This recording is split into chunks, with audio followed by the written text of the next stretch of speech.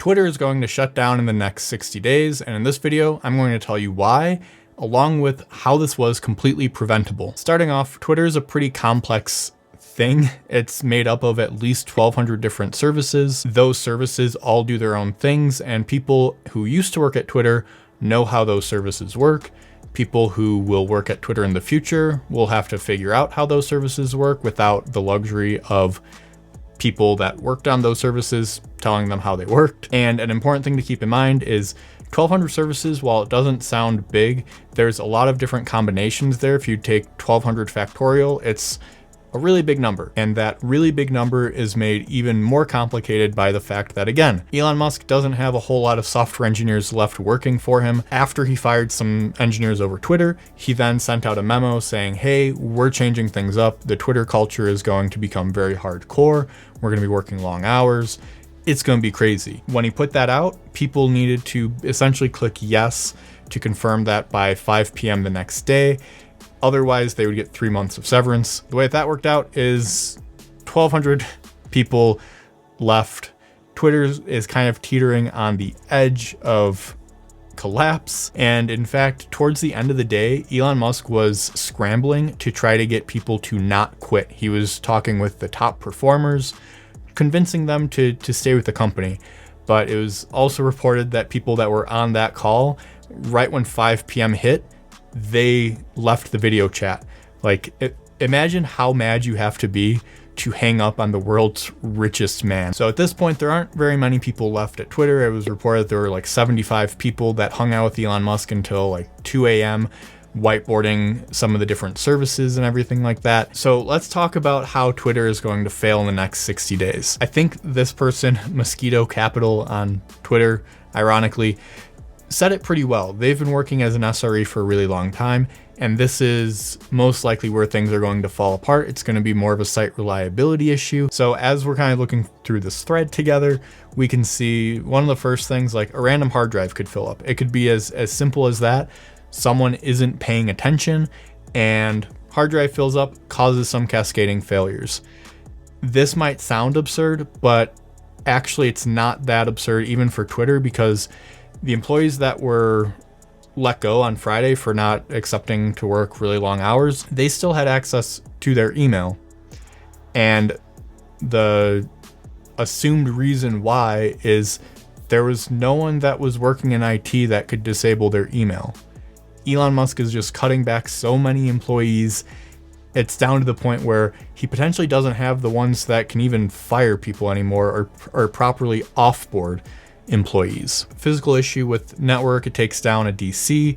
This is something that happens more frequently than it should, either with a Cloudflare outage, with an AWS outage, Google Cloud outage, some sort of outage. Those tend to require engineers to bring those services back up to even know that it's an issue to begin with. And so if you don't have these engineers able to respond to these incidents, well, you could run into a situation where Twitter is going down for an extended period of time.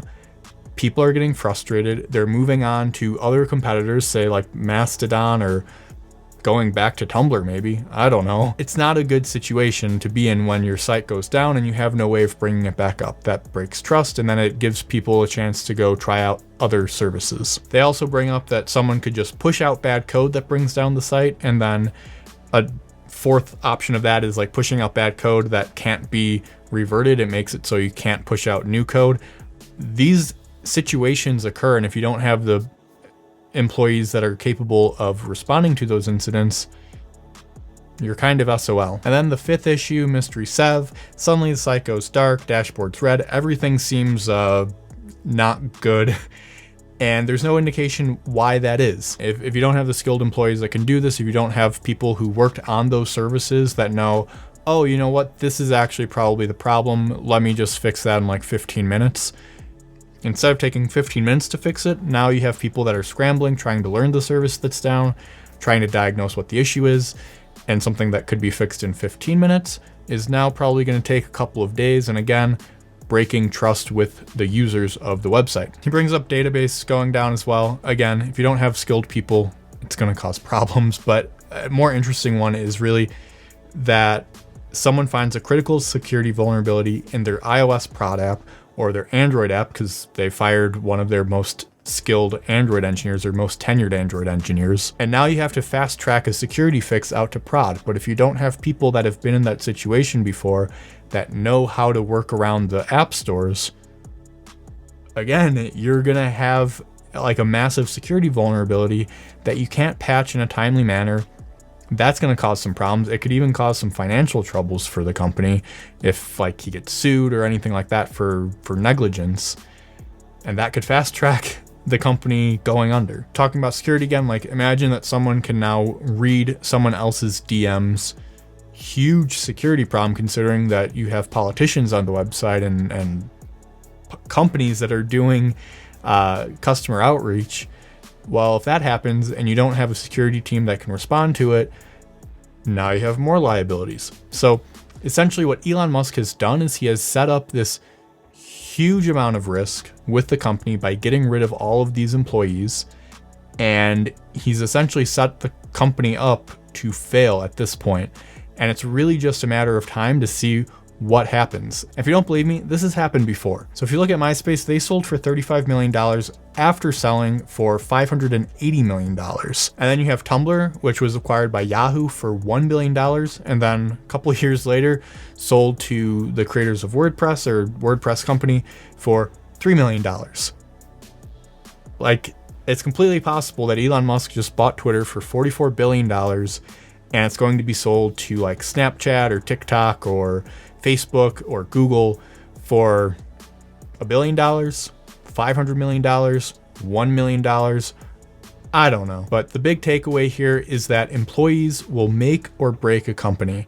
You can't just buy a company and expect that it's going to be successful forever.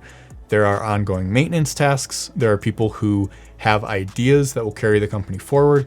And if you fire all of them, well, now you have a company that will run for a little bit of time, but at some point, it's going to die off. You really can't treat software engineers as disposable resources. This isn't like a car company where there's limited options. This isn't a rocket ship company where the main competitor is like NASA.